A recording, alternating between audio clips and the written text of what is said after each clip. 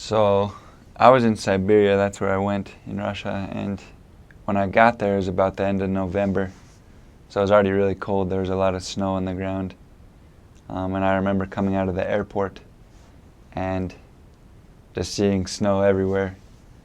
And little did I know the snow would be there for, I don't know, another 5 months without melting. Just like stays, it doesn't ever get warm enough to melt until the end of winter.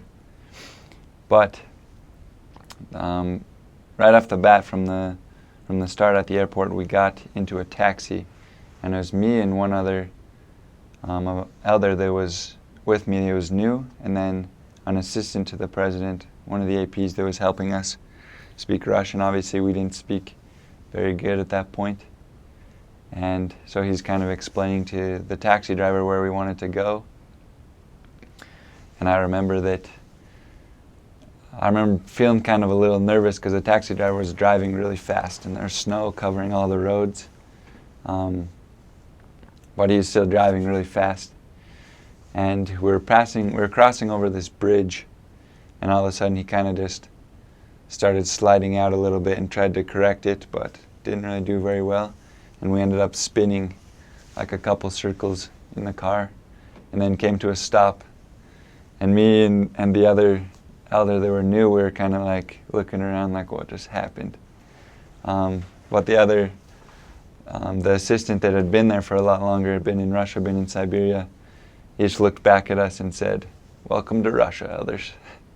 And I just remember thinking like, man, that's kind of scary, like it's what happens. But really, the cold is a big part of the culture in Russia, and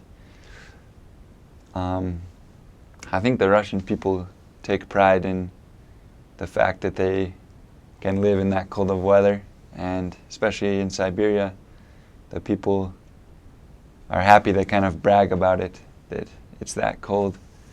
And that was for sure my first impression, just the cold hit me, and all the snow, and then also just the I guess the way that the Russians look at life.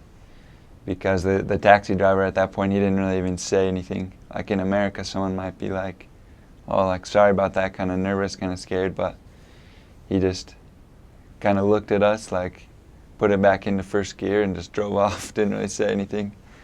So that was my first impression of Russia. Pretty funny.